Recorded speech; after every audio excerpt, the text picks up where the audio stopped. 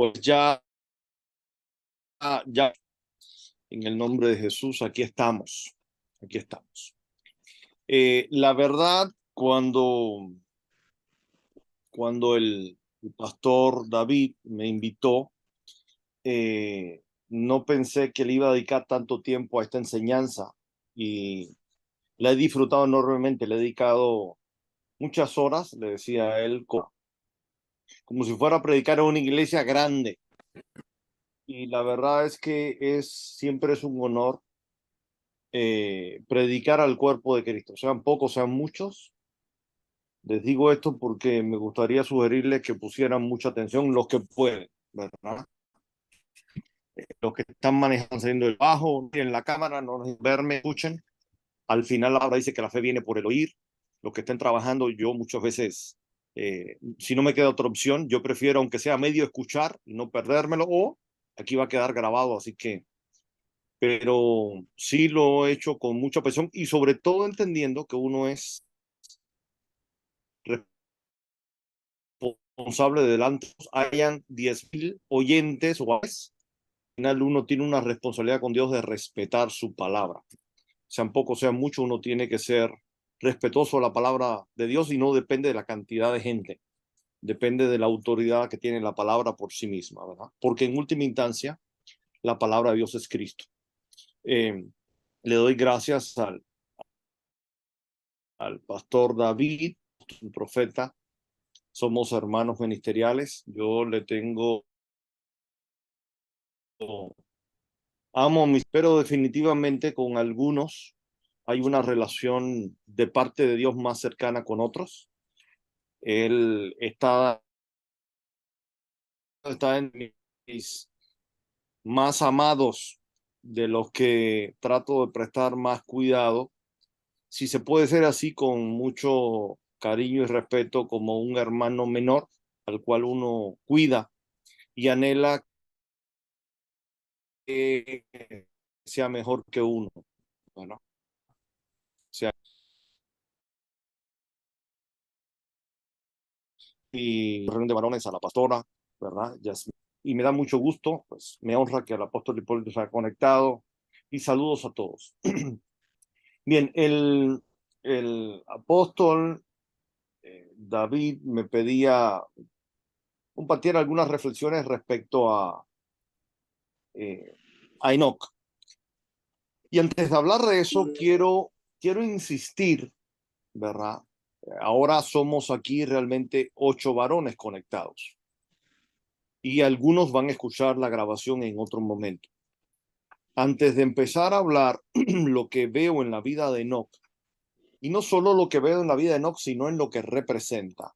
Es decir, de aquellas revelaciones que la palabra de Dios nos da respecto a la vida de Enoch, sino también lo que él representa proféticamente, que no lo vemos en su vida, pero al ser una tipología, nos proyecta a dos cosas: uno, a Adán y a Jesús. Entonces, lo que nos enseña la palabra respecto a Enoch, lo que nos proyecta, bienvenido apóstol Luis, lo que nos proyecta de Adán y lo que nos proyecta de Jesús.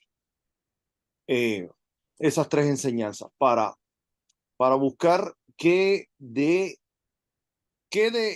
Adán vemos en Enoch, qué de Jesús vemos en Enoch y cómo eso nos enseña como varones. Ahora, antes de hablar de eso, yo quisiera insistir en algunas cosas. ¿Por qué? Porque ahora sí, como un tío ministerial, para aquellos que ya ahora sí, no está en la voluntad de Dios con un pastor, Dios te da un pastor, así como dice Hebreos 13, 7 y 17, para cuidar tu alma, ¿no? No es una relación almática, pero sí un pastor cuida tu alma, ¿verdad?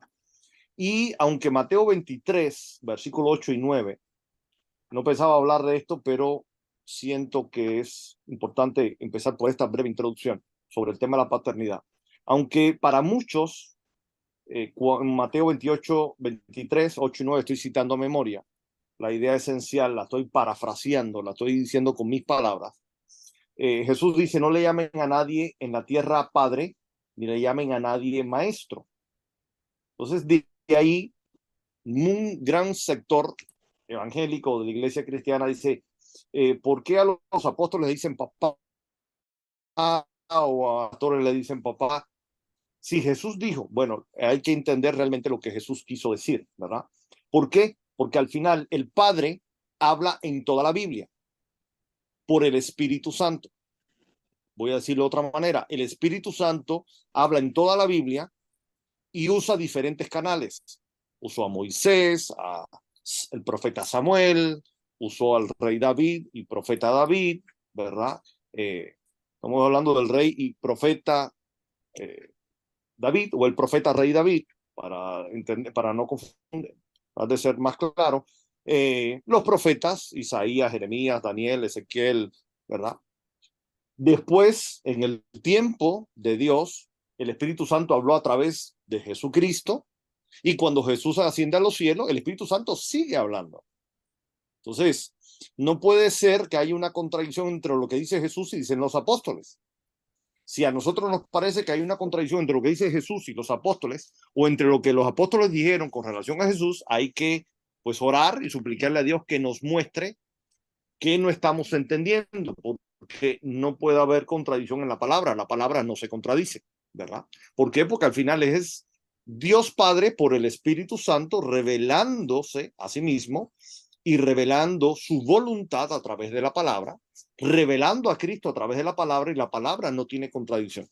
Que a nosotros nos falte sabiduría, revelación, madurez, entendimiento, eso es una cosa, y que la palabra se contradiga es una muy diferente, y eso no ocurre, ¿verdad? La palabra de Dios no tiene contradicciones. Entonces, cuando hay algo que nos parezca contradictorio, pues sencillamente hay que suplicarle a Dios que nos revele. A veces Dios te lo revela en el momento, a veces una semana, y a veces han pasado años. Yo actualmente he tenido revelaciones de cosas, dudas que tenía de convertirse. Entonces, y humilde y esperar a que Dios a uno le revele, ¿no? Bien, en la paternidad, solo hago este comercial, este promocional, ¿verdad? Eh, el apóstol Pablo fue muy claro hablando en temas de paternidad, y a sus hijos ministeriales le decía hijos. Y cuando mandaba a Timoteo con los corintios decía, les envío a mi hijo. Y hablaba con los... Y Pedro dice, mi hijo Juan Marcos, y era realmente biológicamente hablando su sobrino, ¿verdad? Y el apóstol Juan, cuando está escribiendo su primera carta, dice, hijitos míos. Entonces, muchas veces, voy a decir así con cariño y respeto, un pastor bautista lee eso y dice, bueno, es que el apóstol Juan era cariñoso. Y ya ves que el apóstol Juan andaba ahí recostando la cabeza de él en el pecho del maestro, es que Juan era un poquito cariñosito. No, no, no, no. La palabra de Dios es perfecta, tiene diseños que revelan cosas, y no es un tema de que es más cariñoso o más romántico o sentimental. No, no, son diseños. Todos los apóstoles ministraron en un diseño de paternidad. Entonces, lo que Jesús realmente estaba criticando en aquello que quedó recogido en Mateo 23, 8, 9, es el orgullo.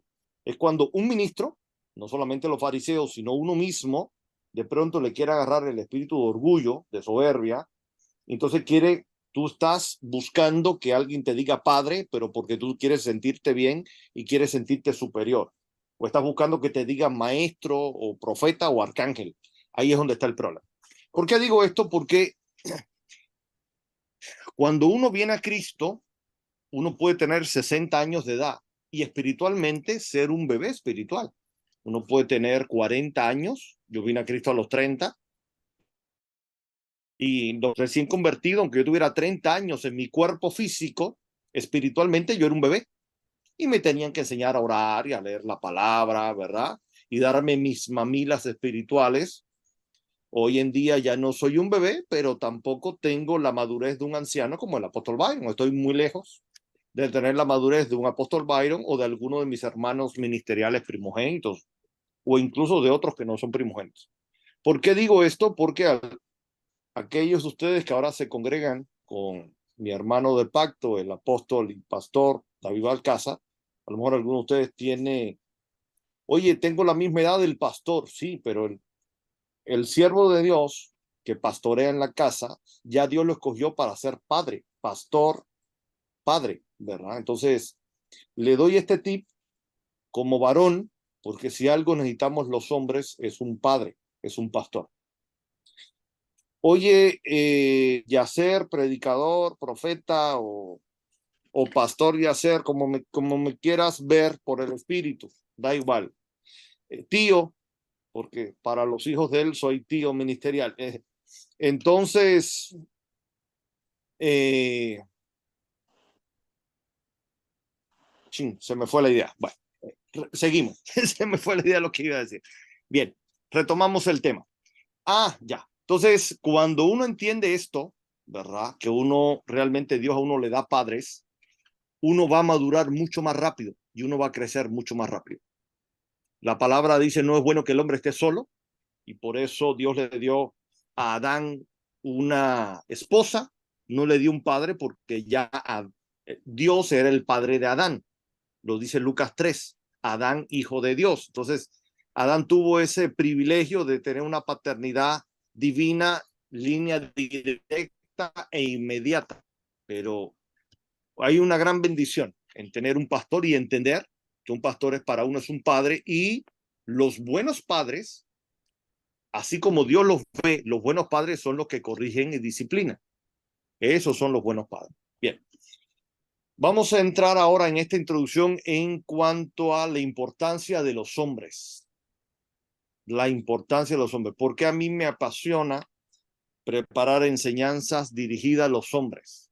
No por machismo, sino porque entiendo, o creo entender en la medida que Dios me lo ha permitido entender, la importancia de los hombres. ¿Y qué significa esto? Que somos, como dicen en México, Juan Camaney, o somos mejores que las mujeres. No, pero sí somos más responsables que las mujeres. Es decir, nosotros llevamos un peso de responsabilidad, y para poder a ese nivel de responsabilidad, Dios nos delega mayor autoridad. ¿Sí? Al final, responsabilidad, ¿qué significa? Responder. Cuando en la familia de uno hay problemas, aunque tú creas, voy a hablar como hablan los mexicanos en lenguaje popular, aunque tú creas que tu vieja es el problema, cuando Dios visite tu casa y le vaya a preguntar a alguien, no le va a preguntar voy a decir cariñosamente a tu vieja, vamos a decirlo más bíblicamente, a tu esposa, a tu amada, a tu preciosa gacela, no le va a preguntar a ella, te va a preguntar a ti en primer lugar. Si tú quizás no estás teniendo una vida de oración, entonces le va a preguntar a ella, porque te está hablando a ti, tú no le estás escuchando. Pero al que Dios primero le va a preguntar es a ti, ¿verdad? Tú eres el primero que tienes que responder por el cuidado del alma de tu esposa y de tus hijos. Otra evidencia de lo importante que es nuestra responsabilidad, ¿verdad? Quiero que medites en esto. Seguramente todos ustedes conocen más o menos, pero han leído Génesis 2 y Génesis 3, ¿verdad?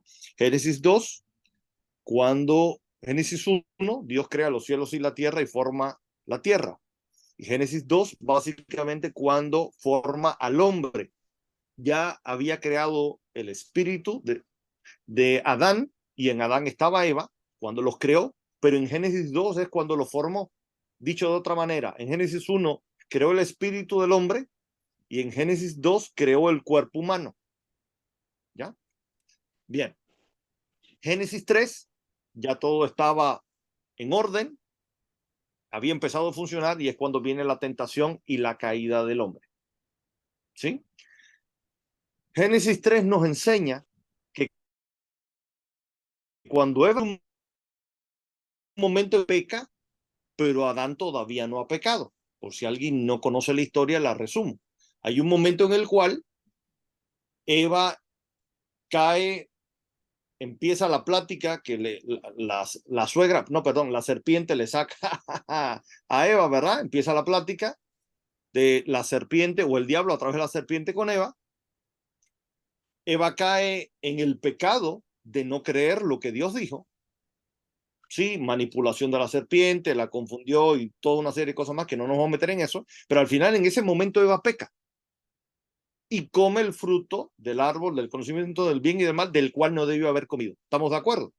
Entre ese momento, y el momento en que ella habla con Adán, no sabemos, y como enseña Papá Byron, si la Biblia no dice, no nos pongamos a especular. Si pasó media hora, una hora, si fue al otro día, si fue 3 horas después, no sabemos. Pero lo que está claro es que Dios pudo, una vez que Eva pecó contra Dios, en ese momento Dios pudo haber intervenido. Dios pudo haber intervenido, haber llamado a Eva y haber dado una regañiza o qué procedía, no sabemos.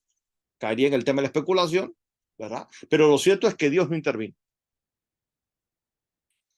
Dios interviene cuando precisamente peque el hombre. Entonces, cuando ya peque el hombre, entonces va a ver al hombre, le pregunta, el hombre le echa la culpa a la mujer le, le echa la culpa a la serpiente, ¿verdad? Entonces, aquí hay una gran lección. Por lo menos hay un entendimiento que yo he tratado de cuidar todos estos años que llevo de mi vida cristiana. Y el entendimiento es el siguiente. La mujer pecó y no pasó nada. Pero cuando pecó el hombre, ya Dios intervino, ¿no? Para el hombre, para su relación con la creación, la relación con su esposa ya no fue la misma, y la maldición para la serpiente. Entonces, de manera muy personal, te doy, ahora sí, como dice nuestro hermano, el apóstol Carlos Chica, en Estados Unidos, que vive en Estados Unidos, te doy una perla. Esfuérzate por no pecar. Quizás la mujer tiene cierto margen de maniobra. Tú dispón tu corazón, tú no. Quizás, voy a hacerlo a manera de chiste, quizás la suegra llama a tu mujer y le dice, y tu marido es el mismo, y chalala, y murmuran de ti. No lo hagas tú. Si tu mujer no quiere tener tiempo de oración y cuando tú te pones a orar, ella se burla de ti y se va con su mamá a las tiendas, y cuando tú quieres ir a la adoración o al culto, ella no te acompaña, mira, tú persevera en bien hacer. Porque créeme, conforme a la palabra, que no es tan grave que ella haga eso en comparación con la responsabilidad que tú tienes como varón y que tú y yo tenemos como varón. Es totalmente diferente cuando el hombre es el que está en el mundo y la mujer es la que está procurando atraer la presencia de Dios a la casa. La mujer sufre muchísimo, muchísimo. Le cuesta mucho más trabajo a la mujer. ¿Por qué? Porque ella no es la cabeza. Ella no fue diseñada para ser el círculo protector alrededor de la familia. Entonces, me gustaría que entendieras esto. La mujer puede darse cierto margen de maniobra y andar medio distraída. Nosotros no. Por lo menos yo he procurado todos estos años de vida cristiana mantenerme lo más enfocado posible. Lo más enfocado posible. Y ahora sí, como dicen algunos, te lo paso al costo. ¿Verdad? Te voy a poner otro ejemplo. Nuestra bisabuela Sara, la mujer de Abraham, ella pecó de incredulidad. Dios dijo, pues ustedes van a tener un hijo de tus lomos, Abraham. Y ella en cierto momento se le acabó la gasolina de la fe. Y le dice a Abraham, oye, acuéstate con la esclava. ¿Por qué? Porque le faltó fe. Si Abraham hubiera dicho, no, no, no, Dios no me dio esa instrucción, no hubiera pasado nada. No hubiera pasado nada. Pero cuando Sara logró convencer a a Abraham, al padre Abraham, al padre de la fe, ahí se formó el revolú. Entonces, quiero insistirte, procura en tu corazón pedirle a Dios que te guarde lo más posible. Y si tu esposa no le quiere dar importancia a la oración, al culto, al congregarse, no sé, el ejemplo que pueda estar viviendo, trata tú de no caer en eso. Por supuesto, es bien difícil. Yo creo que uno de los retos más grandes que tiene un varón, un santo varón de Dios, como la mujer que hablaba del profeta Eliseo, este es un santo varón de Dios. El reto más grande es cuando tú tienes que mantener tu integridad y tu mujer sus sentidos espirituales fueron extraviados de la sincera fidelidad a Cristo. Como habla 2 Corintios 11, donde dice que Eva fue extraviada de su sincera fidelidad a Cristo, ¿no? Así como el diablo con su astucia hizo que los sentidos espirituales de Eva fueran extraviados de la sincera fidelidad a Cristo. Antes de entrar en el tema de Enoch, yo quería insistirte en esto. Nuestra responsabilidad es muy grande. Lo vemos en la vida de Job, que la mujer de Job no era muy espiritual, no era muy madura, más bien era bien carnal. No solamente carnal, ella maldijo a Dios, es lo que da a entender el pasaje, y hasta estaba invitando a su marido a que maldijera a Dios. Imagínense, ¿verdad? Es decir, esa mujer siempre fue así. Sin embargo, el diablo nunca pudo tocar a los hijos. ¿Por qué? Porque había un varón que estaba a la brecha. Mientras Job estuvo a la brecha, los hijos nunca les pasó nada. Y sin embargo, ahí podemos entender que no fue por una intercesión de la mamá. No es porque la mamá tenía una vida de intercesión y de comunión con Dios poderosa, no, para nada. Ahí el sostén, como debe ser en nuestras casas, el sostén era Job, no era la mujer. Bien. Por cierto, porque esto también es importante. Dice Romanos 11:16. Si las primicias, es decir, si las primicias son santas, también lo es la masa restante. Si la raíz es santa, también lo son las ramas. En otras palabras, cuando tú estás en la brecha, como Dios espera de ti que estés, tu vida de intimidad, de oración, de consagración, de caminar con Dios, santifica el resto de la familia.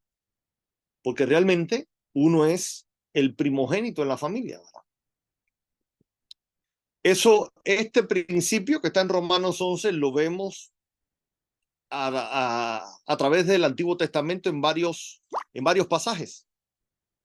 Por ejemplo, cuando Éxodo 13 y Éxodo 34, Dios dice en esas dos ocasiones, le dice al pueblo de Israel a través de Moisés, mío es todo primogénito, no está hablando de los varones, porque más adelante uno dice, espérate, el primogénito, conságrame todo primogénito, dice Éxodo 13:2. Y uno dice, cualquiera que abre matriz entre los hijos de Israel, así de los hombres como los animales, mío es.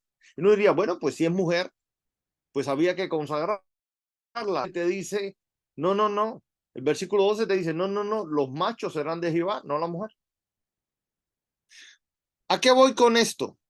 Una vez más, la responsabilidad que Dios delega sobre nosotros como varón. Bien, no voy a hablar más de primogenitura porque sé que el pastor de David les ha hablado. Y cuando estuve en Villahermosa hace un mes y tantito, me deleité escuchándolo en una enseñanza de primogenitura que él me compartió. Así que el hombre tiene una gran, pero grandísima responsabilidad. Bien, vamos a hablar entonces de Enoc. Lo primero que quiero hablar de Enoc, muy sencillo, es que el primer Enoc del cual se habla en la Biblia no es del que vamos a estudiar. Génesis 4:17 dice, conoció Caín a su mujer, la cual concibió y dio a luz Enoc. Ese es el Enoc del capítulo 4. Ese no es el que vamos a estudiar. El que nos toca a nosotros es el del capítulo 5. ¿Bien? Este primer Enoc, quién sabe qué es de él, ¿verdad? Era hijo de Caín, ya estudiaron Caín, un tipo problemático. El Enoc que me pidió el beta y pastor David que estudie es el hijo de Jared. Entonces vamos al capítulo 5, por si acaso, ¿verdad? Vamos a Génesis 5:18. Voy a dar unos segunditos ahí para que lleguen. Bien. Génesis 5, vivió Jared 162 años y engendró a Enoc. Ok, este es el bueno, el que nos toca, el Enoc, hijo de Jared. Bien. Y vivió Jared, es decir, el padre de Enoc, después que engendró 2 años y engendró hijos e hijas, lo cual me dice a mí que era el primogénito de Jared. Vivió Enoc 75 años y engendró a Matusalén. Su primer hijo fue Matusalén y lo tuvo a los 65 años. Aquí está la frase la principal frase que nos deleita de la vida de Enoc. Y caminó Enoc con Dios. Vamos a estar meditando qué es eso. Y caminó Enoc con Dios, después que engendró a Matusalén 300 años y engendró hijos e hijas. Versículo 23, y fueron todos los días de Enoc 365 años. Vuelvo a insistir, caminó pues Enoc con Dios y desapareció porque le llevó Dios. En Génesis, más adelante se nos enseña a través de José como profeta, cuando le está interpretando el sueño a Faraón, le dice, el sueño que tú has tenido, Faraón, es el mismo. Y te digo que cuando Dios repite 2 cosas, es porque las confirma y las acelera. Entonces, no es casualidad que el Espíritu Santo insista 2 veces de que no caminó con Dios. Eso nos demuestra a nosotros que lo que el Espíritu Santo nos está transmitiendo, que no es solamente que no tuvo una grabación con Dios como su Padre, como su Dios, como su Rey, sino que evidentemente era una relación de calidad. Sí, no solamente cantidad, ¿verdad? Sino de calidad. Sí, es una relación muy apreciada con Dios. Solo por el hecho de repetirlo 2 veces, podemos entrar a volar, como dijo, ¿verdad? Para insistir en eso, y desapareció porque le llevó a Dios. Esta es la primera persona que, de acuerdo al registro bíblico, pasó de la tierra al cielo sin ver muerto. Otro es Elías, por lo cual es muy enigmático, absolutamente enigmático, porque como sin el proceso de la muerte. Entonces, ¿este hombre nunca pecó? Pues sí, sabemos que pecó porque la Biblia deja claro que excepto Jesucristo. Pero ¿qué de relación con Dios tenía este hombre para que Dios le haya dado ese nivel de honra? Es impresionante. Ahí termina la mención respecto a Enoc en Génesis. ¿Bien? Ok. En Números se vuelve a hablar de él, hablando de sus hijos. En Primera de Crónicas 1:3 habla de Enoc, Matusalén, hablando de la cronología. Y lo otro interesante, otra cita de Enoc en Lucas 3, ¿verdad? Cuando está hablando de la genealogía de Jesús, está hablando que Noé había sido papá de Sem, hijo de Lamec, y Lamec hijo de Matusalén, Matusalén hijo de Enoc, y Enoc hijo de Jared, y ahí sigue toda la lista hasta que llegamos a Adán, hijo de Dios. Bien, entonces ahí se vuelve a mencionar Enoc. Los otros pasajes sumamente importantes para entender la vida de Enoc están en Hebreos 11:5.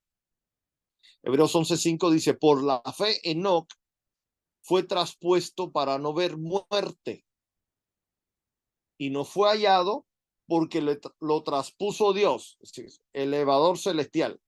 Los elevadores no inventamos en el siglo XX, Dios ya tenía uno hace 6,000 años. Tuvo testimonio de haber agradado a Dios. Ok, entonces el punto aquí no es primer detalle que vemos.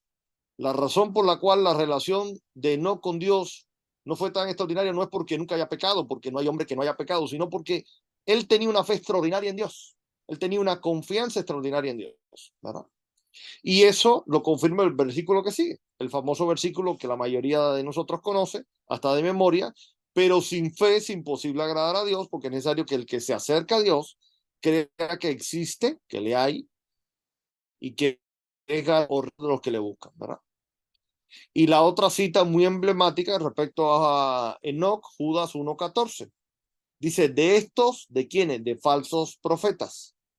De estos también profetizó Enoc, séptimo de Adán, diciendo, y aquí vino el Señor con sus cenas de Yare. Entonces, que era profeta, tremendo, ¿verdad? Qué tremendo. De hecho, parece ser que es el primero del cual se habla que profetizaba en la Biblia, parece ser. Por lo menos textualmente así es. Bien. ¿Qué significa Enoc, hijo de Jared? No confundir con otro que se llama Enos, con S. Igual no confundir también con este cuate llamado Enos, ni con el Enoc de Génesis 4. Bien. Este Enos con S significa hombre, parte humana. Y el Enoc nuestro significa dedicado, consagrado. Su nombre igual nos revela la misma característica o cualidad de esta persona. Una persona dedicada, hoy diríamos en un Nuevo Testamentario, santificada, consagrada. Su nombre también significa iniciado. Viene siendo como cuando vemos en las películas de ciertas sectas que inician a alguien en la masonería, etcétera, ¿verdad? Es lo que significa eso. Al final, ¿qué significa? Consagrado, ¿no? Así que su nombre significa consagrado. Pero lo otro interesante es que es hijo de Jared, y cuando vas a buscar lo que significa Jared, significa el que desciende de un lugar alto. Y hay dos personas que cumplen ese requisito, ¿verdad? El primero que desciende siempre de un lugar alto es el Espíritu Santo. El primero que es 1, 2. El Espíritu Santo había descendido, no lo dice, pero es evidente, ¿verdad? Desciende del cielo y empieza a moverse sobre la tierra. Una gran enseñanza para nosotros. Tenemos problemas en nuestra vida. Lo primero que tenemos es que dar a Dios para que el Espíritu Santo se empiece a mover sobre nosotros y en el problema. Ningún problema que tenga una influencia espiritual o un trasfondo espiritual o una repercusión espiritual, o sea, espiritual en sí mismo, no va a resolver nunca si el Espíritu Santo no aparece. Así que una lección de toda la Biblia y que vemos aquí en Enoch es cómo es nuestra relación con el Espíritu Santo, ¿verdad? Tipificada en el tema de Jared. Y evidentemente el otro que descendió del cielo, la otra persona que descendió del cielo es Cristo, ¿verdad? Nadie sube al cielo si descendió del cielo. Entonces, ¿cómo es nuestra relación con Dios? ¿Queremos caminar con resultados? Pues nosotros tenemos que haber nacido de nuevo. Nosotros tenemos que ser hijos de alguien que desciende del cielo, nacido de nuevo. Bien. Y padre de Matusalén. Otra enseñanza interesante, Matusalén significa hombre de dardo o lanza, ¿verdad? Podemos entender, se refiere a que fue capaz de formar hijos con una mentalidad guerrero, soldado, profética, alguien que no solamente tuvo una buena relación con Dios, sino que él mismo tuvo una vida suficientemente íntegra como para saber formar a alguien al que venía detrás de su sucesor. Bien, entonces resulta que no, que es un hombre que profetizaba. Quiero tocar un poquito el tema de lo profético, precisamente a petición de mi hermano del pacto, el pastor David. Bien, ¿qué sabe? Enoc profetizaba, ¿verdad? Y profetizaba en contra de falsos profetas. Eso no nos es revelado en Génesis, sino en la carta de Judas, ¿verdad? ¿Qué cosa es profetizar? Bueno, yo sé, por cierto, Cuando estaba hablando de que los padres y los tíos ministeriales, en este caso yo con relación a la congregación del pastor David como un tío ministerial, nosotros, y esto que voy a mencionar, yo sé que ya el pastor David se los ha enseñado, pero también sé que muchas veces nos hace mucho bien cuando otro ministro nos viene a decir lo mismo que ya Dios nos enseñó a nuestro pastor, con otro estilo, con otras palabras. Entonces, las cosas que voy a decir no las quiero decir para impresionar a nadie, sino porque estoy seguro que mi manera de explicar las cosas, tal y como el Señor me las ha dado, sencillamente va a venir a confirmar en ti cosas que ya Dios te había enseñado, el Espíritu Santo a través de tu pastor. Y si algo de lo que yo dijera te genera confusión o incluso pareciera contradictorio con lo que tu pastor te ha dicho, ¿verdad? Pues guíate por lo que él te diga, ¿verdad? Y Pastor David, si digo algo que quizás suena un poquito contradictorio para ti, tienes toda la autoridad de parte de Dios para tú explicárselo a tus hijos como corresponde, ¿verdad? Creo que no va a suceder eso, pero si así pasara, tú eres el pastor, ¿verdad? Digo, reglas claras como debe ser. Bien, voy a tratar de explicarlo conforme a lo que Dios a mí o he querido yo aprender a lo largo de estos años. Bien, profetizar. Bien, tú te puedes leer, yo creo que para entender lo que es profetizar, que aparte la Biblia en el Nuevo Testamento nos anima, nos invita, nos inspira a dar pasos de fe para profetizar. Y claramente en 1 Corintios 14 nos dicen, anhelen profetizar, ¿verdad? Entonces, profetizar, vamos a ver eh, definiciones de lo que es profetizar. Quiero, si el Señor me da la gracia, que puedas profundizar un poquito más en lo que es profetizar. Primero que todo, vamos a tomar como referencia lo siguiente. Cuando uno lee la Biblia es la palabra de Dios y esa palabra de Dios está escrita. Si tú agarras una Biblia y tú estás leyendo un libro escrito, ¿verdad?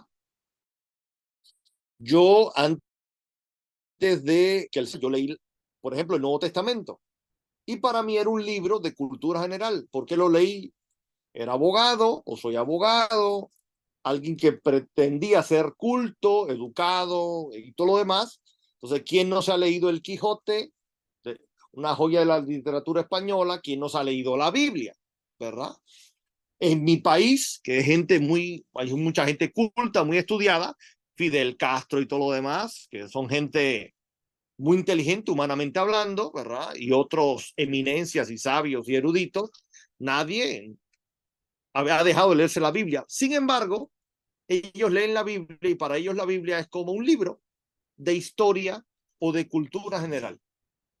El solo hecho de que tú entiendas que ese libro, que para otros es un libro de una librería, es un libro de una biblioteca, el hecho que tú entiendas que ese libro es la Biblia, ya es el primer paso de que tú estás caminando en lo profético. Porque ese libro que tú tienes hojeado, yo ahí arriba tengo todo eso allá arriba, todo eso son Biblias, diferentes versiones y todo lo demás. Ese libro no es cualquier libro, porque cuando esas palabras el Espíritu Santo las toma, es como cuando un abogado va delante de un juez y dice, a ver juez, eso no puede ser porque tal ley dice en tal artículo, ¿verdad? En tal capítulo, en tal artículo, que esto es lo que está establecido. Y el juez tiene que darle la razón al abogado. Entonces tú vas a orar y tú le dices, Padre, mira, yo te pido esto porque dice el pastor David o dice el apóstol Byron o dice el profeta o el apóstol Luis Lee que nos acompaña o el apóstol Hipólito y Dios te va a decir, a ver, espérame, eso no está en la ley. No, perdón, papá, me equivoqué. Así como dice el apóstol Hipólito citando la Biblia, entonces ahorita eso sí es la ley. Esa sí es la ley del universo. Entonces, el primer paso para caminar en lo profético es saber lo que Dios establece en su palabra. Porque siempre que uno haga algo de manera correcta, partiendo de la palabra de Dios, aún siendo la palabra logos, ya empezaste a caminar en lo profético. Entonces, una manera más bíblica de explicar esto es cuando Pedro dice en 2 de Pedro 1, porque en última instancia tenemos la palabra profética más segura. Entonces, el primer paso de lo profético es entender. Yo sé que a ustedes les ha pasado como a mí, como ha pasado a todo el mundo. En cierto momento usted está leyendo la Biblia y de pronto hay un versículo que te salta, te inquieta, te llama la atención. Y tú, al principio cuando eres bebé, dices, ah, mira qué interesante esto. Con el tiempo te empiezas a entender que Dios te está hablando. De pronto tu espíritu empezó a entender algo, le empezó a llamar la atención algo. ¿Por qué? Porque el Espíritu Santo te está abriendo el entendimiento. ¿Ya? Esa palabra tú la lees, edifica, enriquece tu espíritu, sana tu alma, sana tu cuerpo, etc. Pero cuando esa palabra, incluso la palabra logos, la palabra escrita de Dios, el pastor, el profeta, un hermano, la declara hoy, y era la voluntad de Dios, del Espíritu Santo, que hoy se declarara esa palabra ya no solamente es logo, ahora es una palabra rema. Y una palabra rema, es decir, seguramente el pastor David se lo ha comentado, y si no, no pasa nada, se los comento yo. La palabra, un paso atrás. Cuando tú estás estudiando en el Nuevo Testamento y cada vez que tú encuentras la palabra, por decir de otra manera, cada vez que tú encuentras el término palabra en español, cuando tú vas al original, saludos, Iglesia Sion, cuando tú vas al original, tú no te vas a encontrar un solo término, te vas a encontrar dos. Oye, ¿qué palabra me voy a encontrar en el griego para la palabra palabra? ¿O qué término me voy a encontrar en el griego para el término palabra? Pueden ser dos. Te puedes encontrar que en el griego aparezca logos o aparezca remas. Logos, por ejemplo, Juan 1, cuando dice, en el principio era el verbo y el verbo estaba con Dios y el verbo era Dios, ahí está diciendo, en el principio era el logos y el logos era Dios y el logos estaba con Dios, ¿verdad? Está hablando de la palabra de Dios, está hablando de Cristo en el ambiente espiritual. Pero cuando vamos a Romanos 10:17, esto yo no lo tenía en mis apuntes, pero ahora está saliendo. Bien, cuando vamos a Romanos 17 dice, la fe viene por el oír y por el oír la palabra de Dios, ahí ya el Espíritu Santo, a través de Pablo, no usa la palabra logos del griego, usa la palabra rema. La fe viene por el oír un rema de Dios. Entonces, ¿cuál es la diferencia? Te lo voy a poner así. Tú lees la Biblia y es la palabra de Dios, ¿verdad? Pero no siempre de hoy Dios quiere activar, por ejemplo, una palabra de Jeremías, a lo mejor quiere usar una palabra de Ezequiel, o para el día de hoy Dios quiere usar una palabra de Pablo. Te voy a poner un ejemplo. Hay gente que de pronto, cuando es bebé espiritual, y yo lo hice también, ¿verdad? Abre la Biblia y dice, donde hoy me caiga el dedo, ahí Dios me va a hablar, ¿no? Y está el famoso chiste que alguien abre la Biblia y, y, le, y le sale el versículo, dice, Judas fue y se ahorcó. Dice, no, no, no, no. Y después sigue hojeando y le sale el otro que dice, ahora ve tú, ya es lo mismo. No, ¿verdad? No, no, no, ahí no está. ¿Por qué? ¿Por qué no funciona así? Porque no es una palabra rema, ¿verdad? Ahora, tú estás leyendo la Biblia, fíjate, tú estás leyendo la Biblia y de pronto llegas al pasaje donde dice, el que no perdona es porque no ama y el que no ama es porque no ha conocido a Dios. Juan capítulo 4. Y tú dices, ¡chin! La suegra me cae mal, pero Señor, tú dices aquí que si yo no perdono a la suegra, no amo. Y si yo no amo a la suegra, entonces que no te conozco. ¿Y eso qué significa? Que si tú no conoces a Dios, ahí te lo voy a decir rápido. Si tú no conoces a Dios y te mueres hoy, te vas para el infierno. Entonces, si tú descubres que de pronto, ¿verdad? entiendes que tienes que perdonar, porque perdonar es una manera de amar y de, a ver, Señor, a ver, ministra eso en mi vida, ayúdame a amar, a crecer en el amor de Cristo. Dice Romanos 5:5, el amor de Dios que fue derramado en vuestros corazones por el Espíritu Santo que le fue dado. A ver, Señor, ministra el Espíritu Santo, lléname del Espíritu Santo. La única manera de llenarse de amor es llenarse del Espíritu Santo. La gente que está en el mundo dice, ay, como amo a mi novia, ese amor. La única manera de tener amor, bíblicamente hablando, es que el Espíritu Santo está en ti y es la presencia del Espíritu Santo en ti la que te llena de su amor. La única manera, bíblicamente hablando. Es decir, el amor que fue de corazón. Entonces tú estás leyendo la Biblia, estás 4 capítulos, 5 capítulos, te lees todo un, pero de pronto algo te detuvo y no puedes seguir y lo tienes trabado aquí en la garganta y no, tengo que perdonar o tengo que ir a pedirle perdón a mi hermano o al pastor o a la suegra. Ese día, esa palabra que dice perdónense hasta 70 veces 7, esa palabra, ese día se convirtió en un rema para ti. En otras palabras, en una palabra profética para ti. ¿Por qué es importante eso? Porque todos, para que sea en lo profético, lo primero que tenemos es que entender que todo parte de la palabra. Y cuando tú estás leyendo la Biblia o estás manejando y le quieres pitortear ahí al que va adelante, quítate, que estoy atrasado. Y el Señor viene a tu mente, ¿verdad? El fruto del Espíritu es en amor, paz, paciencia, dignidad. Hasta el versículo, Dios está agarrando la palabra logos y la está convirtiendo ese versículo en rema para ti. Dios te está profetizando. ¿Por qué te digo todo esto? Porque profetizar no es tan como uno se imagina, ¿verdad? Es más sencillo de lo que uno se imagina. Porque una palabra del Espíritu Santo en ti y tú la oíste. De hecho, por eso Dios muchas veces con los que tenemos un poquito quizás de más responsabilidad profética, decía el pastor David, Yacer es un profeta de oficio, pues en otras palabras, pues hay ciertas cosas que yo no sabía. No, a ver, un bebé espiritual puede cometer ese error, pero ya tú no estás para cometer ese tipo de error, es lo que está diciendo el profeta David, ¿verdad?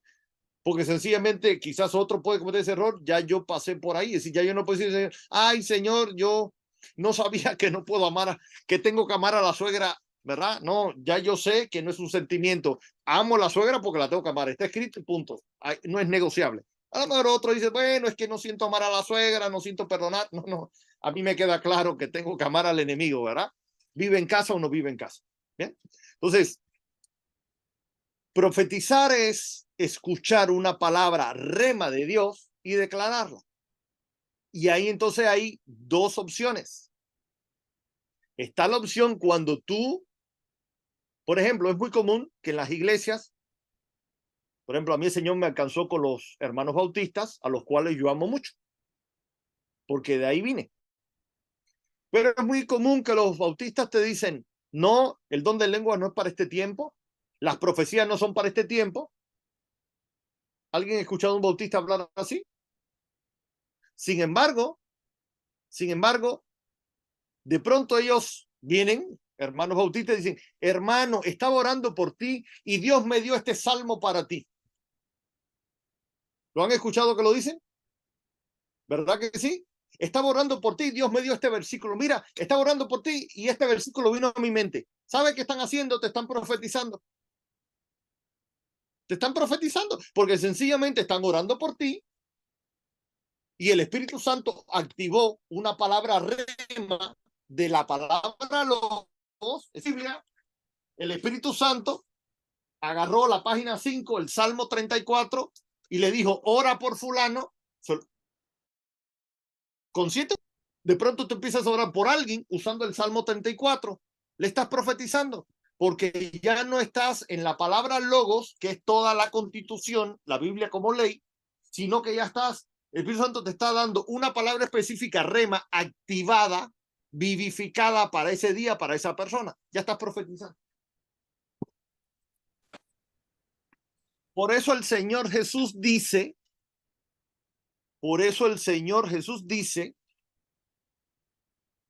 cuando a ustedes los lleven delante de autoridades y tengan que dar testimonio y sean perseguidos y sean martirizados, no se preocupen por lo que van a decir, ni se pongan a preparar una defensa legal, ni un discurso. No, tranquilos, relájense. El espíritu que está en ustedes va a hablar a través de ustedes. Uno muchas veces profetiza y ni siquiera sabe que está profetizando. ¿El reto cuál es? Caminar con Dios. Y esa es la segunda parte de la enseñanza que definitivamente, si el pastor Ravi está de acuerdo, va a ser para la clase que viene o para el encuentro que viene, ¿verdad? Es decir, voy a seguir hablando del tema de profecía. Tú tienes un sueño y soñaste, oye, soñé contigo, etcétera, y ya no eres un bebé espiritual, que tienes un sueño donde viste que la suegra del otro apareció en un sueño y se lo comió como el pez gigante a Jonás, ¿verdad? Y ya, ay, te va a pasar algo, la suegra te va a comer. No, sencillamente Dios está advirtiendo. Si viste que se moría, si viste que tenía un accidente, lo que sea, Dios ya pasó. No, entonces Dios no está diciendo para que pase. Dios está advirtiendo para que se levante oración y no pase. El sueño que fue profético. Sencillamente, ese sueño fue profético. ¿Bien? Ahora, la parte más... Entonces, los niveles, digamos, más comunes de lo profético, precisamente, cuando los hermanos le dicen, ay, estaba orando por ti y Dios me dio este salmo. Estaba, pastor, tuve este sueño y no sé qué cosa es. Son manifestaciones proféticas, ¿verdad? O estaba leyendo, tú mismo estás leyendo la Biblia y algo te llama la atención, Dios te está hablando proféticamente, porque el Espíritu Santo es el espíritu de la profecía. Y las profecías más seguras son aquellas en las cuales Cristo te es revelado, ¿verdad? El espíritu de la profecía es el testimonio de Jesús. Bien. Entonces, otro tema importante. Una dimensión mayor en lo profético es no solamente cuando tienes un sueño, sino cuando lo que tú declaras provoca un resultado que no tendría lugar si tú no hubieras hablado. Va de nuevo. De pronto un hermano viene y le dice, pastor, tuve un tal sueño, creo que debemos orar por el hermano Donaciano, ¿verdad? Y la iglesia está orando por el hermano Donaciano. Bien, intercediendo. Ese es un nivel profético. Pero otro nivel profético es cuando de pronto el pastor está orando por ti y dice, Dios me muestra que estás buscando un trabajo, Dios te va a dar un trabajo y ahora se te abren puertas y ahora la suegra te va a amar y te empieza a profetizar cosas buenas. Y suceden. Ese es un nivel profético superior. Que porque no han ocurrido si alguien no las hubiera declarado. ¿Ya? ¿Dónde la Biblia nos enseña eso? Romanos 4:17. Sí, en otros pasajes, pero sobre todo Romanos 4:17. Cuando en Romanos 4:17 dice, y Abraham creyó a Dios, que Dios es un Dios que llama las cosas que no son como si fueran. Es decir, Abraham sabía que Dios declara las cosas cuando no existen. ¿Por qué? Porque precisamente porque Dios las declara, empiezan a existir. El chiste es que Dios quiso que para que las cosas sucedan en la tierra, alguien tiene que ser el micrófono. Ya sé que estamos en 8:31, así que voy a ir cerrando, aunque estoy a un tercio de la enseñanza, pero voy a ir cerrando. Profetizar realmente es sencillamente tener la humildad y el deseo de convertirnos en micrófonos de Dios. Escuchar lo que Dios dice con la oreja y declararlo con la boca. ¿Por qué? Porque en Génesis 1:26 Dios estableció un principio impresionante. Yo soy Dios, yo soy el dueño de este negocio, pero yo voy a delegar la administración de este negocio en la tierra a la humanidad. Tan poderoso es ese principio que el diablo sabe que para poder actuar en la tierra tiene que enchamucar a la gente, sobre todo a los gobernantes. Y tan poderoso es ese principio de esa delegación que Dios hizo en el ser humano, que para que Dios pudiera resolver este revolú, Jesús tuvo que hacerse hombre. ¿Por qué? Porque cuando Dios armó este negocio, dijo, en la tierra solo los espíritus que tengan un cuerpo están autorizados para... Por eso el diablo siempre anda buscando tentar a la gente y enchamucar a la gente y tomar posesión de la gente. Ejemplo, Judas. Dice, el diablo entró en Judas y fue y entregó a Jesús, ¿verdad? Entonces, por eso el diablo anda siempre buscando tentar, presionar. ¿Por qué? Porque en la tierra los que tienen la autorización para desde la tierra incluso mover el cielo es un ser humano. Por eso el diablo tiene que buscar poseer a la gente y el mismo Dios tiene que entrar en alguien y a través de alguien funcionar. La única diferencia es que el diablo lo hace robando, matando y destruyendo tus sentimientos, tu sincera fidelidad a Dios, etcétera, etcétera. Y Dios, como es un caballero, lo va a hacer en colaboración contigo. Y tú voluntariamente, por amor a Dios, colaboras con Dios. Entonces, es como las dos llaves del banco. Los que tienen caja de seguridad del banco, yo no la tengo, pero veo películas, ¿verdad? Y cuando tú ves una película americana, gente que tiene dinero, caja de seguridad, ¿qué pasa? Tú tienes una caja de seguridad, no es cuando sencillamente das el dinero, no, tienes una caja de seguridad. Sí, tú te dan ahí tú pagas y tienes como una gaveta y ahí tú puedes meter joyas, diamantes, documentos y nadie puede abrir eso. ¿Cómo funciona? El banco, el funcionario del banco tiene una llave y tú tienes otra. Entonces, aunque el banco, tú te fuiste y ahora el director del banco dice, quiero ver qué tiene Rodolfo Yuen en la caja de seguridad. No puede. ¿Por qué? Porque tú tienes una llave. Pero tú vas de noche y te colaste en el banco y burlaste todas las alarmas, tú vas y abrir con tu llave y tampoco puedes. ¿Por qué? Porque el director o el funcionario del banco tiene la otra. Así como funciona una caja de seguridad que solo se abre cuando el del banco abre con la llave y tuya. Entonces, cuando los dos abren, vean películas de americanas que son buenas para los proféticos, ¿verdad? Cuando los dos activan las dos llaves, la que tiene el banco y la que tienes tú, entonces cuando se abre la caja de seguridad. Así funciona el reino de Dios en la tierra. Siempre tiene que haber un hombre que esté de acuerdo con Dios y cuando Dios dice, vamos a hacer esto, siempre tiene que haber un hombre que le diga, sí, Señor, vamos a hacerlo. Si tú lo dices, es bueno. No sé por qué, no entiendo, pero si lo dices tú, es porque es bueno, es santo y es de bendición para todo el mundo. Entonces Dios dice, ok, yo quiero que se haga, y tú como ser humano dices, ok, yo también, Señor, hágase tu voluntad, se activan las dos llaves y funciona. Y ahí es donde lo profético entonces desata los milagros. Por eso Enoc era tan importante para Dios, porque cuando nadie le hacía caso a Dios, Enoc caminaba con Dios. Señor, sí, es verdad, lo que tú dices es verdad, y tú vas a regresar, y Enoc fue uno de los primeros que anunció que el Señor regresaría, ¿verdad? Así que como ya son las 8:35, aquí lo dejamos, continuará si Dios quiere.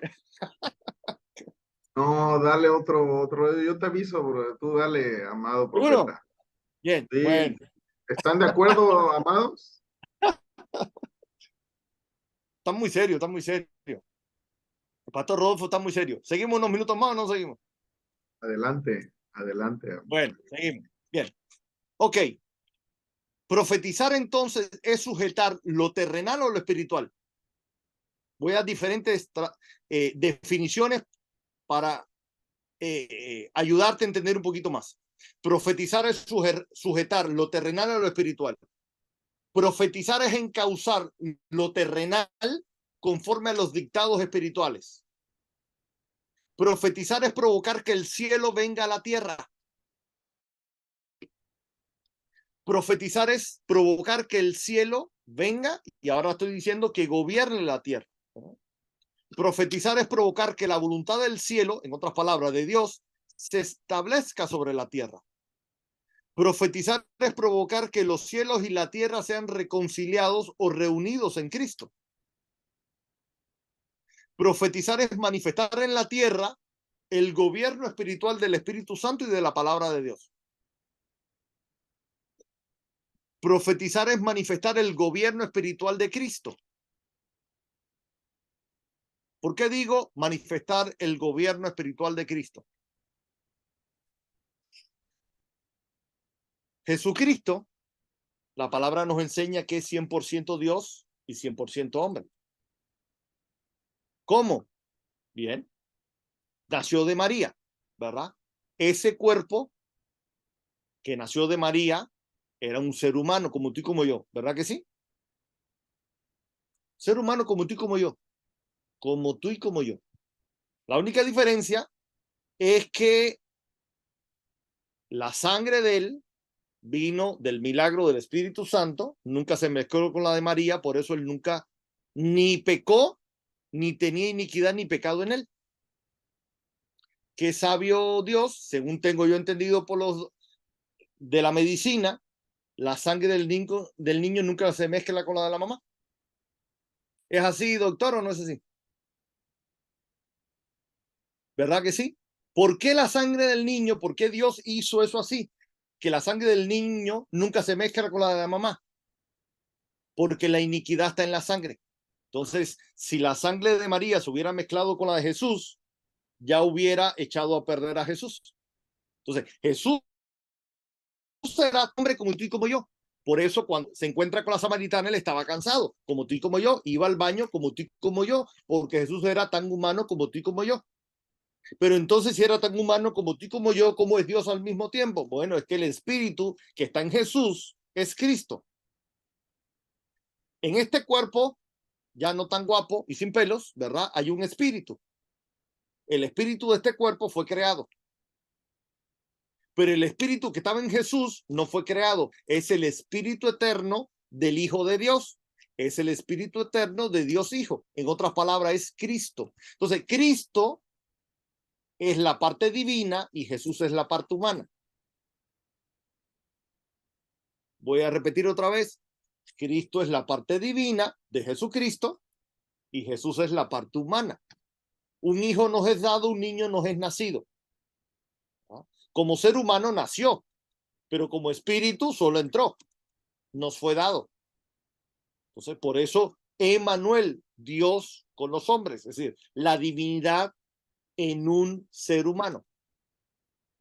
Explico todo esto para ir a poder explicar esta definición de profetizar. Profetizar es manifestar el gobierno espiritual de Cristo. Por eso nosotros somos el cuerpo de Cristo.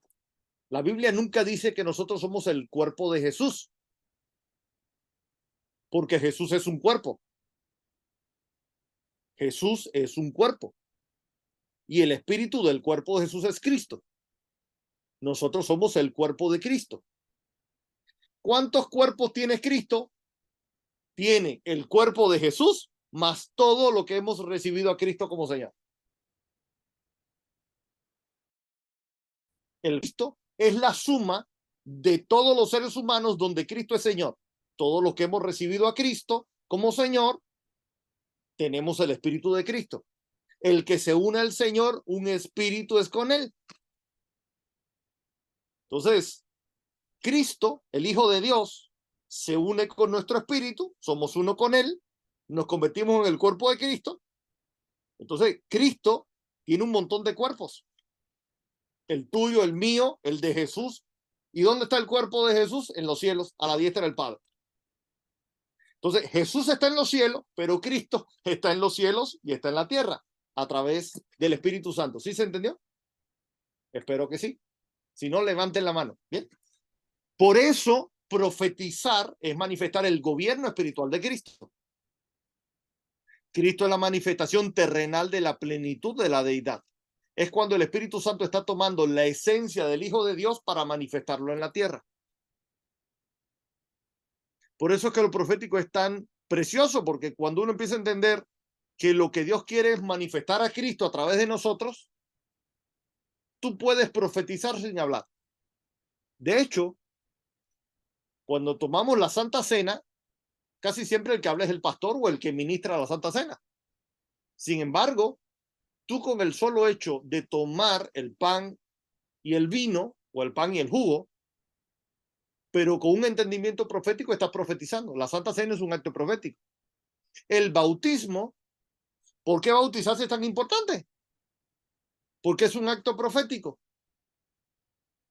Tú desciendes a las aguas creyendo que así como Cristo fue sepultado y resucitado, tú mueres a la vieja vida y naces a la nueva vida en Cristo. Ese acto de fe, sencillamente el bautizarte, estás demostrando la fe que tienes en la muerte y resurrección de Jesucristo, y al tú unirte a él, tú también mueres al viejo hombre y tu cuerpo será glorificado en el futuro. Entonces uno puede profetizar incluso sin hablar. Ya dije que incluso puedes profetizar sin estar consciente que estás profetizando. Otro ejemplo de que puedes profetizar sin estar consciente que estás profetizando, el sumo sacerdote. El mismo sumo sacerdote que mandó a matar a Jesús y lo mandó con Poncio Pilato, dice, a este tenemos que crucificarlo porque es necesario que un hombre muera por toda la nación. Y el autor del Evangelio, que en última instancia es el Espíritu Santo, dice, y esto dijo, y esto profetizó por cuanto era el sumo sacerdote. Es decir, que el Espíritu Santo habló a través del cuate y el cuate ni sabía que estaba profetizando. ¿Sí se entendió? Otro ejemplo, tú puedes profetizar sin querer profetizar. El rey Saúl está persiguiendo a David, llega donde estaba Samuel, estaban los otros profetas, y Saúl empieza a profetizar desnudo. Él no quería profetizar. Entonces, ¿cuál es la enseñanza? Si Dios nos dice que debemos anhelar profetizar, ¿qué tienes que hacer? Júntate con gente que ame a Dios. Júntate con gente que sepa atraer la presencia de Dios y vas a profetizar. Si hasta Saúl profetizaba, ¿verdad? Bien. Profetizar es dar una conferencia de prensa. Si has visto los gobiernos cuando llega un portavoz, el portavoz del presidente, una conferencia de prensa, el gobierno de mi país dice, nación declara, eso es profetizar. Lo único que no está hablando el presidente de México ni el presidente de Estados Unidos, está hablando el rey de los cielos, el rey de reyes, señor de señor.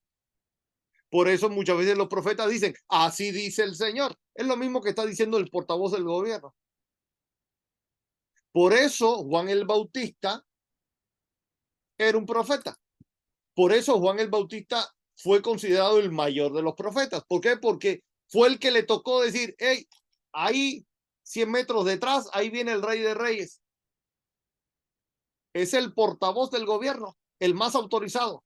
Aquellos decían, van a venir Isaías, Jeremías, Abraham, David, Enoc, ahí va a venir, ahí va a venir. No, pero Juan el Bautista decía, ahí viene detrás de mí, porque nunca un gobierno se presenta el rey si primero no hay un portavoz que está preparando el camino del rey. ¿Por qué? Porque esto es un gobierno. El reino de los cielos es un gobierno, tal cual, ¿verdad? Entonces, profetizar es preparar el ambiente para que Cristo se pueda manifestar. Por eso realmente profetizar es ser un instrumento del Espíritu Santo para que palabras inspiradas del Espíritu Santo activen en la tierra lo que Dios quiere hacer desde el cielo. Cuando uno empieza a entender esto, entonces uno entiende por qué la Biblia dice, yo quiero que tú profetices. 1 Corintios 14:1. Si me quisieran acompañar, 1 Corintios 14:1. Dice, sigan el amor y procuren los dones espirituales, sobre todo que profeticen. Obvio. Si el don que más manifiesta el reino de Dios en la tierra es el don profético. Porque el que habla en lenguas no habla a los hombres, sino a Dios, pues no, aunque por el Espíritu habla misterios. Pero el que profetiza habla a los hombres para edificación, exhortación y consolación. El que habla en lengua extraña a sí mismo se edifica, pero el que profetiza edifica la iglesia. Ahora, ¿existen profetas orgullosos? Sí. ¿De que los profetas, si no nos cuidamos, podemos caer en orgullo? Sí. de que todos los profetas, o incluso los hermanos que quizás no sean profetas, pero profeticen, al principio son orgullosos? Sí. Ay, qué duro está eso. Sí, sí, te lo voy a enseñar con la vida de José. Cuando el padre espiritual de José, su padre biológico e espiritual, Jacob, le desató el manto de colores, él empezó a profetizar. Pero como no tenía madurez, empezó a cometer el error que nos pasa a todos hasta que Dios nos empieza a procesar. ¿Y qué profetizó José? Bueno, los sueños que tuvo, pero el problema no está en el sueño, el problema está en la manera en que él los interpretaba. Primer sueño, vi 12 manojos de trigo que se postraban delante del mío. Ay, esa palabra mío es una palabra anti-reino. Aquí nada es mío, ni nada es tuyo, ni nada es de nadie. Aquí todo es del Señor y es nuestro por ser coherederos con Cristo. Y después tiene el otro sueño y dice, ah, por cierto, vi que el sol, la luna y las estrellas se postraban delante de mí. Yo soy el profeta intergaláctico, el mí. Y su padre se enojó con él. Oye, ¿por qué Jacob se molestó con él si estaba contando los sueños? Porque Jacob percibió su espíritu de que ya se le estaba subiendo a la cabeza. Ay, por eso a veces el pastor me mira feo. Sí, a veces tú estás diciendo que no es incorrecto, pero el espíritu siendo incorrecto y el pastor ya no te mira, ya el pastor se empieza a preocupar por ti. Este está predicando bien, este está sirviendo mucho, este llega primero que todo, pero se le está subiendo a la cabeza. Ajá.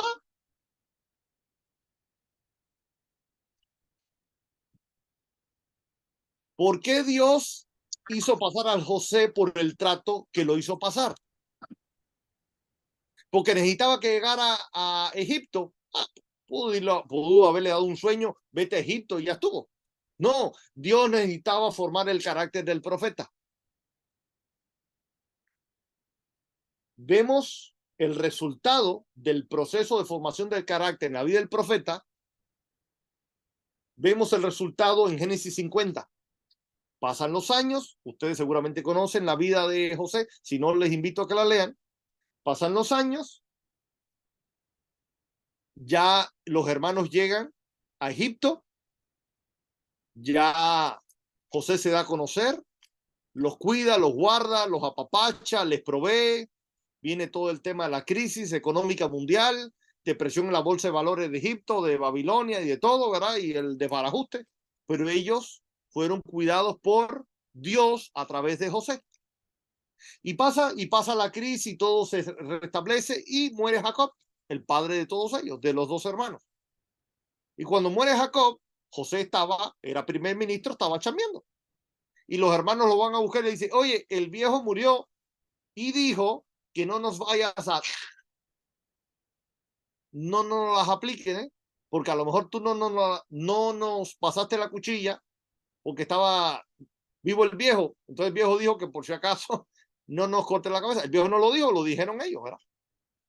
Ahora, el punto no es el punto que José le responde. Le dice, lo que ustedes quisieron para mal, Dios lo tornó para bien, para salvación de mucho pueblo. Y ahí está la clave. Cuando José tenía los sueños siendo joven, decía, ustedes se van a postrar delante de mí y lo que es de ustedes se van a postrar delante de mi riqueza y tal. Cuando pasó los años, él entendió que el manto profético que Dios le dio, que la prosperidad que Dios le dio, que la sabiduría que Dios le dio, que el don profético que Dios le dio, era por una sencilla razón. Porque a Dios se le pegó la gana que de la descendencia de Abraham vendría el Mesías. Y a esa familia, por ser escogida por Dios, había que cuidarla. Entonces él entendió que no se trataba de su ministerio profético, ni de su don profético, ni de su lana profética, apostólica y todo lo que quieran, ni de su prosperidad, sino que se trataba del plan de Dios. Y el plan de Dios tenía que ver con cuidar a esa familia. Entonces, profeta que no entienda que uno no es profeta para que aparezca en el cartel, en el anuncio, en el póster, Dios va a tratar con uno, aunque sea un profeta genuino. Porque no se trata de que estemos en el póster ni en el cartel, sino se trata de que el cuerpo que Cristo sea glorificado, el Padre se glorifique por medio de Cristo, que el Espíritu Santo esté feliz, contento, agradado, y que el cuerpo de Cristo sea bendecido. El cuerpo de Cristo, Israel y las naciones. Y no nosotros, aunque tengamos que pasar sacrificio para que todo eso se cumpla. ¿Sí se entiende acá? Entonces, Dios anhela que profeticemos, pero sobre todo lo que le interesa mucho al Señor es que maduremos en el carácter. De hecho, te voy a decir algo. Jesús nació disco duro en blanco. Jesucristo cuando nació era un disco duro en blanco. Así como tú y como yo. Dice en Lucas que él crecía en sabiduría, en estatura y en gracia. O crecía en gracia delante de Dios y los hombres, en sabiduría en su alma, su cerebro, su entendimiento, y en estatura, físicamente, corporalmente. Y dice Hebreos 5 que por lo que padeció o sufrió, aprendió la obediencia. ¡Qué tremendo! El Rey de Reyes, en su dimensión humana, tuvo que aprender a obedecer. Igualito que nosotros. Ay, hoy no quiero ir al culto, hoy qué friega reunirme con los varones, qué friega perdonar a la suegra. La única diferencia entre Jesús y nosotros no es la humanidad, es que él aprendió a obedecer sin fallar. El detalle para nosotros es que nosotros aprendemos a obedecer, pero la regamos un montón en el proceso. La única diferencia. Pero él nació como un disco duro, como un USB en blanco. Tuvo que aprender la sabiduría desde el punto de vista humano, tuvo que aprender la obediencia, la formación de su carácter. Y lo tremendo, en ese proceso siempre estuvo sujeto a las autoridades. Siempre. Dice, estaba sujeto a sus padres. El Rey de Reyes es el primero que se sujeta a simples seres humanos. Él se sujetó a José porque José era un arcángel. No, José era un pecador como tú y como yo, solo que alguien que le creía a Dios. María era virgen y santa y nunca pecó. No, María también lo reconoce. Mi alma se regocija en Dios mi Salvador porque ha visto la bajeza de su sierva. Lo que pasa que lo que a Dios le agrada es la fe. ¿Y qué cosa es la fe? Confiar que Dios es, quien dice que es, y que Él es fiel para cumplir lo que Él dice. Tan, tan. Si tú cumples con esos requisitos, ya agradaste a Dios. Aunque de pronto quieras agarrar a alguien por el cuello y Señor, perdóname, ayúdame, lléname del Espíritu Santo, entiendo que necesito que tú crezcas en mí, porque en mi dimensión humana esto yo no puedo. Sencillamente te conviertes en alguien humilde de espíritu. Entonces, si Jesús tuvo que crecer en sabiduría, que su carácter tenía que crecer y aprender la obediencia a través del sacrificio, ¿tú crees que nosotros no? De hecho, voy a otro ejemplo. El apóstol Pablo dice en 2 Corintios 12, conozco un hombre en el cuerpo, y no recuerdo si fue en el cuerpo, es decir, que dice, no sé si fue en el cuerpo o fuera del cuerpo, fue llevado al paraíso. Y ahí vio cosas que no puedo hablar. Dice, de mí no me gloriaré, pero de tal hombre me gloriaré. Hablando de sí mismo. Y dice, para que la grandeza de las revelaciones no me exaltara desmedidamente, me fue dado un aguijón en mi carne, un mensajero de Satanás, para que me abofetee, del cual he rogado a Dios 3 veces, quítalo, y el Señor le ha dicho 3 veces, relájate y coopera. Perdón, la Reina Valera dice, mi poder se perfecciona en tu debilidad. Bástate mi gracia, mi poder se perfecciona en tu debilidad. Es que a veces confundo la TLA mexicana con la Reina Valera 60, ¿verdad? Relájate y coopera. Mi poder se perfecciona en tu debilidad. ¿Qué es lo que ahora vamos a hablar en serio? ¿Qué fue lo que está diciendo Pablo? Pablo dice, Dios se toma el trabajo de que yo me mantenga y esas tantas revelaciones que Dios me ha dado, que me reveló conforme a Hechos 20 todo el consejo de Dios. Y no solamente me reveló todo el consejo de Dios, sino que aparte vi cosas en el cielo que ni siquiera les puedo comentar, pecadores, ni siquiera les puedo comentar, carnales, ¿verdad? Sin embargo, a ver, no es porque ustedes sean pecadores ni canales, sino sencillamente no se las puedo comentar. No lo tengo autorizado.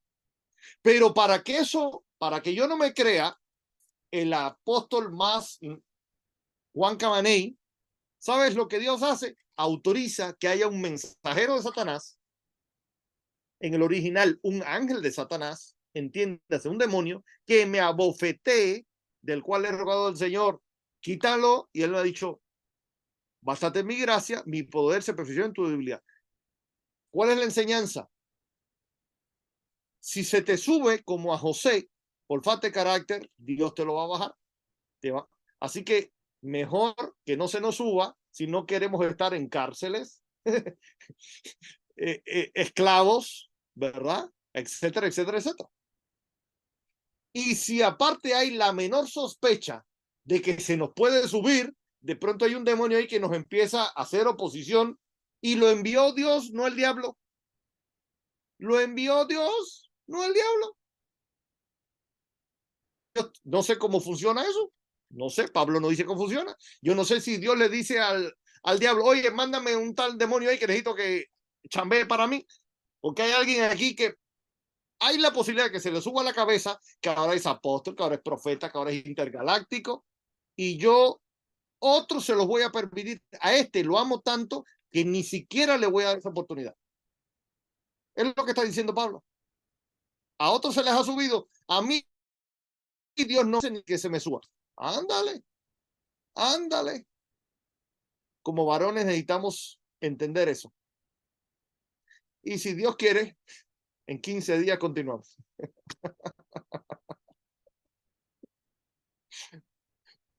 Falta la mitad, es decir, tengo que parar porque falta la mitad. Amado profeta Yacer, si puedes terminar con una oración para que termine de asentar la palabra. Bien, Estoy sintiendo que muy posiblemente, y lo vamos a confirmar si tú no tienes inconveniente, que pueda ser el próximo viernes la continuación y no dentro de 15 días. ¿Por qué? Para que no perdamos el tema que tú estás bajando del cielo y que el Señor nos está dando a través de ti. Entonces, adelante con la oración y ahorita hacemos algún comentario más. okay, okay. Padre, como pide tu siervo, Señor, ponemos esta palabra delante de ti. Señor, tu palabra nos revela a través de la parábola del sembrador que cuando la palabra del reino es predicada, el maligno o el enemigo o el diablo, los tres nombres son mencionados en Mateo 13, en Marcos 4 y en Lucas 8. Va a querer venir a robar la palabra. Yo te ruego, Padre, yo declaro que esta palabra, Señor, es sellada en nuestros corazones y yo me incluyo.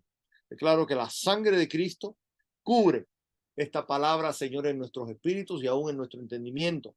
Así lo declaro, Señor. Te ruego, Espíritu Santo, que conforme a tu perfecta voluntad, sé tú, Señor, asentando, dando el entendimiento, ampliando, tú abonando y dándole agua tuya, Señor, a esta palabra y que dé fruto. Te ruego, Señor, que a través de esta palabra, esta enseñanza y esta impartición, Cristo crezca en nosotros. Señor, porque tu palabra es muy clara a través del apóstol Pablo. Hijos míos, por quienes vuelvo a sufrir dolores de parto hasta que Cristo sea formado en nosotros. Señor, yo tengo que reconocer, como el apóstol Pablo, yo no pretendo haberlo alcanzado. Pero, Señor, es mi anhelo que Cristo siga siendo formado en mí y que Cristo siga siendo formado en la vida de mis hermanos. Señor, yo bendigo esta palabra, te doy gracias, Espíritu Santo. Tú eres nuestro Maestro, tú eres nuestro Padre, tú encarnas la divinidad, la plenitud del Padre y del Hijo están en ti y te damos gracias porque tú estás en nosotros, porque así lo establece tu palabra. Señor, te ruego que bendigas a tu siervo, el pastor, apóstol, profeta David Balcázar, la pastora, profeta Yasmín, a todo este lindo ministerio, Señor. Gracias por poner en mí la pasión de predicar y de compartir, siendo 8, 9, como si fueran miles. No importa, Señor, es tu palabra, es tu iglesia y es un privilegio y una honra, Señor, servirte. Te ruego, Padre, que espíritu de sabiduría y revelación sea sobre mis hermanos, Señor, y que esto en última instancia sea para la gloria de Cristo y la tuya, Padre. En el nombre de Jesús. Amén. Gloria a Dios. Amén. Pues no sé si alguien quiera hacer algún comentario, cómo lo recibieron, alguna duda, alguna pregunta, ya para aprovechar los últimos minutos. Si la pregunta está difícil, que la responda el pastor. No, adelante.